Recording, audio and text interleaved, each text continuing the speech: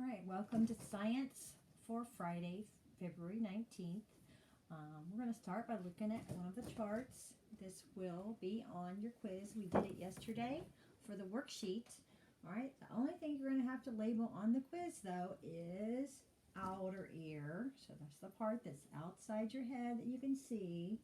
Middle ear, which is in the middle, makes sense, in the middle, and then your inner ear, where the cochlea is. Okay, you won't have to label all the different pieces. You'll just have to know outer ear, middle ear, inner ear. That's all you'll need to know. Okay, then I wanted to point out to you, this is not on the quiz as far as a chart, but you will need to know what the outer layer of skin is, and that is your epidermis. Okay, the layer of skin underneath is the dermis. So what's the outer layer of skin? Epidermis. Okay, and then I have one more chart that we're going to look at after we do the reading, and we will finish reviewing for the quiz after we do the reading too. Okay, so that was just a little bit of review from the chart, but first let's read, and we are starting a new system. Remember, we learned long ago the cells made up tissues, tissues made up organs, and organs make up a system. So the system we're going to be talking about today is your circulatory system.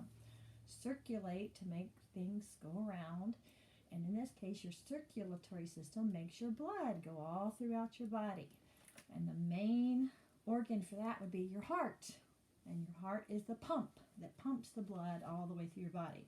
So turn to page 292 in your book. If you're not there yet, you need to pause the video till you get there, because you need to be following along as I read. Okay, a lot of you need to learn to follow along as I read. That means put your eyes on the page and watch the words as I read them. Okay, right now we're going to read together the terms to remember, and if you don't have page 292 open yet, then you cannot be reading it along with me, can you? So please get to page 292 and look at the top of the page where it says terms to remember, and let's read those together.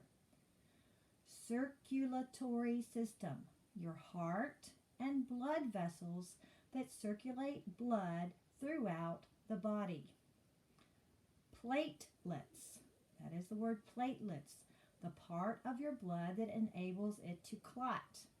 Remember, we were talking about skin and how you get a scrape, all right? That blood will clot, okay? There's some other fluid that comes out too to help it make a scab, but that's partly the blood clotting too, so you don't just keep bleeding and bleeding. Clot, the ability blood has to thicken to stop bleeding. Blood vessels, tubes that carry blood throughout the body, and that would be your veins and your arteries, and we'll get to that in a minute. And the heart, an organ designed to pump blood. All right, your heart and the circulatory system. Imagine what it would be like to take a trip throughout the entire human body. That is what your blood does, continuously circulating, visiting every cell in your body. Why is this trip through the body so important? Every cell in your body needs oxygen and nutrients. Your blood contains both.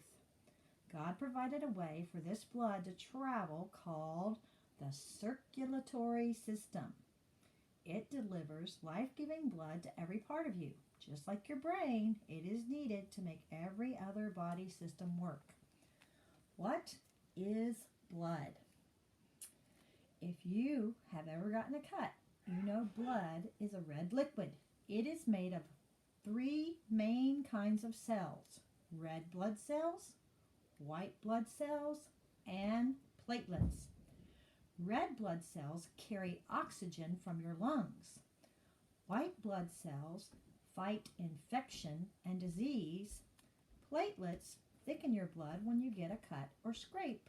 This thickening is called clotting. Clotting helps you stop bleeding and start healing.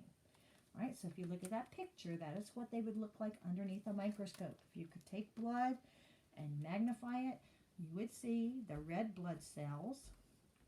They almost look like some kind of throat lozenger. The white blood cells, which is the ones that fight disease, and then the platelets. They point you out the platelets so you can see those also. That's what helps you to clot. All right, on the next page is an experiment where you can mix corn syrup with cinnamon candies and dry lentils and dried lima beans to represent the red blood cells, the white blood cells, and the platelets. All right. But let's look at the part at the bottom. Something to remember. This is important. The parts of your blood are red blood cells carry oxygen. You should be reading this with me. Let's do it again. Red blood cells carry oxygen. White blood cells fight infection and disease. And platelets clot your blood when you are injured. Okay? So that you don't keep bleeding. Turn the page. All right, and we're just going to read this one last page. How does your blood circulate? Imagine a superhighway inside your body. Blood is like a bus on that superhighway. It is always traveling, picking up oxygen and nutrients for delivery or dropping off what your body does not need. Now imagine the superhighway. 60,000 miles of tubes called blood vessels. Blood can travel through your blood vessels because it is being constantly pumped by your heart. So your heart is the pump. Every beat of your heart makes that blood keep going further and further and further. Can you feel your heartbeat? If you put your right hand on your chest, a little to the left, you can find your heart. Your heart is an organ that was designed to pump blood. It continually pumps over a gallon of blood every minute. A gallon every minute. Wow. So that would be 2 gallons in 2 minutes, 3 gallons in 3 minutes. The more time passes, the more gallons are pumping through your heart. That is what you are feeling when you feel your heartbeat. This blood keeps circulating throughout your body so that every cell in your body has what it needs. So remember, your blood is carrying oxygen, that's in the red blood cells, and nutrients that your whole body needs to live and to grow. All right, so let's do the comprehension check at the bottom, and then we're going to talk about that last chart. You can see a picture of it right there, that body, and we're going to talk about your heart and your veins and your arteries. All right, so which thickens or clots your blood when you're injured? The choices are in the little blue box. Blood vessels, heart, platelets, red blood cells, or white blood cells. All right, you should have said platelets. Thickens or clots your blood, that was the platelets. Which one carries oxygen? That was the red blood cells. Red blood cells carries oxygen. Which ones fight infection and disease? That was the white blood cells. Which one actually pumps your blood? That's an easy one. You better get that one right. That's your heart. And which one carries blood throughout your body? That would be the blood vessels. Blood vessels. All right? Now, we are going to label those blood vessels specifically as your veins and your arteries. The first one we're going to label is the easiest one, and that is your heart. Okay? That's the pump. Okay? The heart is the pump, and you can see it in the picture right there on the page, and you will need to know these. All right? The next one we're going to do is arteries. Now, arteries are the ones that carry the blood away from the heart. So after it's gone to the heart, it's carrying away from the heart. So that means it's carrying the nutrients and oxygen your body needs. So the arteries are the ones that are red. So we're going to picture the red ones as the ones that are leaving your heart. Arteries, A, away. Away starts with A. Artery starts with away. So arteries are taking the blood away from your heart to the rest of your body. So that means it would already have the nutrients your body needs. So this line is pointing to that red one. All the red tubing is representing the arteries, where it's going away from the heart. Then the blue ones, the line that's pointing to the blue ones, those are your veins. That's taking the blood back to your heart because it needs to pick up more oxygen and nutrients to carry to your body. Okay? So that's an easy trick to remember it. Arteries starts with an A, so does the word away. So the arteries are going away from the heart, so that means it already has all the oxygen it needs. All right, and the reason the blue ones are the veins is because they're going back to the heart to get more oxygen and nutrients. All right, if you ever know somebody who's not getting enough oxygen, they start to turn blue. All right, so if you're not getting oxygen, your lips are turning blue, you're turning blue around your mouth.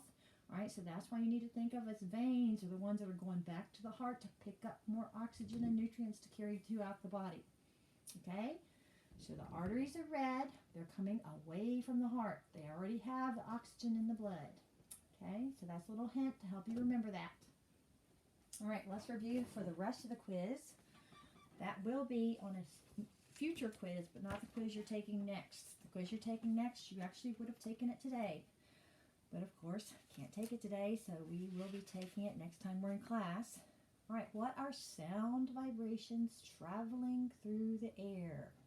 They're traveling through the air to come to your ear. Sound waves. Sound waves. All right, our tongue is covered with what? Taste buds. Taste buds. Those little bumps all over your tongue are taste buds. And while we're on taste buds, let's talk about the 4 things that our tongue can taste. Do you remember what they are? All right, they are, and we're going to write them down. They are sweet, and they are salty. So sweet with 2 E's. If you put EA, that's sweat. Ugh. And then salty, S-A-L-T-Y. Sour, with an O-U, sour. And the last one is bitter. Sweet, salty, sour, and bitter. And you will need to write those on the test. They're going to ask you the 4 taste that your taste buds can detect. Sweet, salty, sour, and bitter. All right? When you're hot, moisture is released through your what? Sweat glands. It comes out your pores, but it's released by your sweat glands. Yes, it comes out your pores, but you need to know sweat glands. Moisture is released through the sweat glands. What is that liquid in your mouth that helps to soften your food? Saliva. Saliva. And what is the outer layer of skin? Okay, I showed you the chart earlier because I told you you're going to need to know that, not from a picture point of view, but just if I asked you what's the outer layer of skin? Epidermis. Epidermis. The dermis is the layer of skin underneath that. What are the tiny holes in your skin called? Pores. That's what your sweat would come out of, and that's what oil would come out of. The oil glands would come through the pores. The middle ear contains how many bones? Okay, we said the outer ear, the part you can see going into the auditory canal, and then the middle ear, it starts at the eardrum, and it also contains 3 tiny bones. 3 tiny bones, the hammer, the anvil, and the stirrup.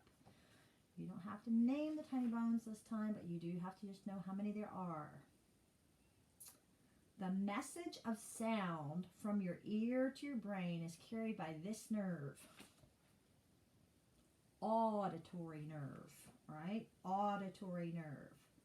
The optic nerve is the message of sight, what you see, to the brain. Optic nerve for your eye, auditory nerve for your ear and hearing. What are the openings in your nose called? Nostrils. Nostrils. The openings in your nose are your nostrils. All right, and sound, oh, we already did that one. Sound vibrations traveling through the air. Sound waves. Sound waves. All right, then you do need to know outer ear, and then the middle ear, that's in the middle, and then inner ear. That's where your cochlea is. Okay? All right. And you can use your worksheet that we did yesterday to review for that part, because the top part on that worksheet was the ear. So you could use the worksheet to quiz yourself on that. All right. That's all for today. and hopefully I'll see you